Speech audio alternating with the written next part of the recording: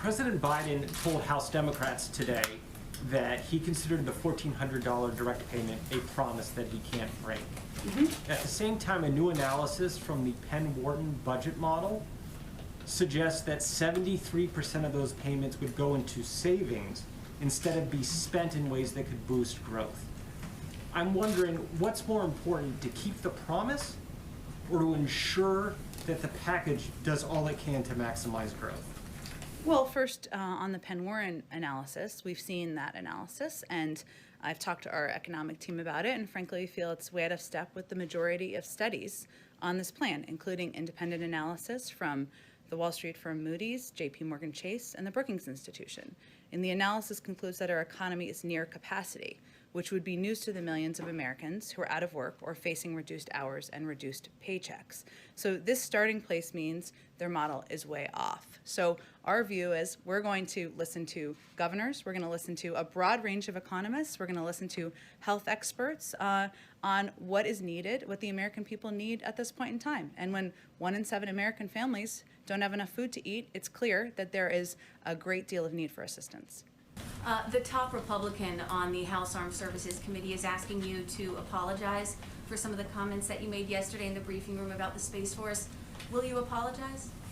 I did send a tweet last night. You may not all be on Twitter. Maybe they're not on Twitter. That said, we invite the members of Space Force here to provide an update to all of you on all of the important work they're doing, and we certainly look forward to seeing continued updates from their team.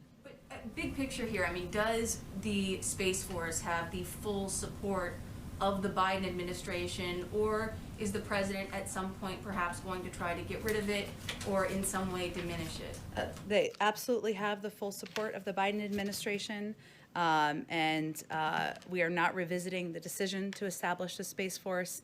The desire for the Department of Defense to focus greater attention and resources on the growing security challenges in space has long been a bipartisan issue, informed by numerous independent commissions and studies conducted across multiple administrations. And thousands of men and women proudly serve in the Space Force. As you know, it was established by Congress, and any other steps would actually have to be taken by Congress, not by the administration. Jen, President Biden has been very clear that one of his core promises to the American people is to try to unify this country. How can he take steps to unify the country while the impeachment trial is going on next week? Well, he can focus his efforts, which is exactly what he's doing, on delivering necessary relief to the American public and using his forum to talk about how he's going to reopen schools, how he's going to get shots in the arms of Americans, how he's going to ensure that the 1 in 7 American families who are concerned they can't put food on the table can do exactly that. That's how he's spending his time as we started this briefing, and how he will continue to spend it moving forward. What's his message to Republicans who say that the very trial itself undercuts any efforts at unity?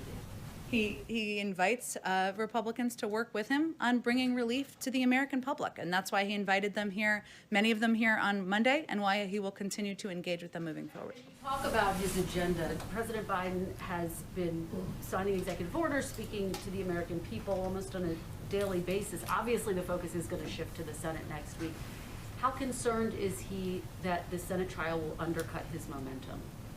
I think the president has been clear there's an urgency to delivering relief to the American people, and it's important and vital that the House and Senate work quickly to get this bill passed. Get wrapped up within the week when you say quickly? I'm not giving a deadline. I'm just conveying what he has stated many times publicly, and we are confident they have the ability to walk and chew gum at the same time.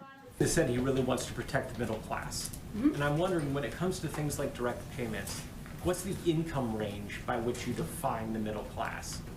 Like, how much does someone who's middle class, how much do they earn? What's the range? Well, there are ranges in the bill, as you know, that are what the president proposed and what he outlined during his primetime address. I don't know that he looked at the bill as his own personal definition of the middle class as much as a definition of the people who need help the most. So that's that bill is a rough range on how you're thinking about it? I think I just said it's not the definition. he wasn't looking to answer the question for economists around the world on how to define the middle class. He was defining who needs help the most now, and that's how the bill is defined and why he's so focused on ensuring those checks go out to the American people. Can you clarify what President Biden's goal is for the number of vaccines? I thought he had raised it to 150, but Zients on today's call said that it was 100 million. The president is always going to push his team to go as big on vaccine distribution as possible, but our goal remains 100 million shots in the arms of Americans in 100 days. And that was a goal that was set in the fall before a single vaccine had been put in the arm of an American, and it was seen as bold and ambitious at the time. But we're not going to stop at 100 million. We're not declaring victory. We wanted to set markers for ourselves.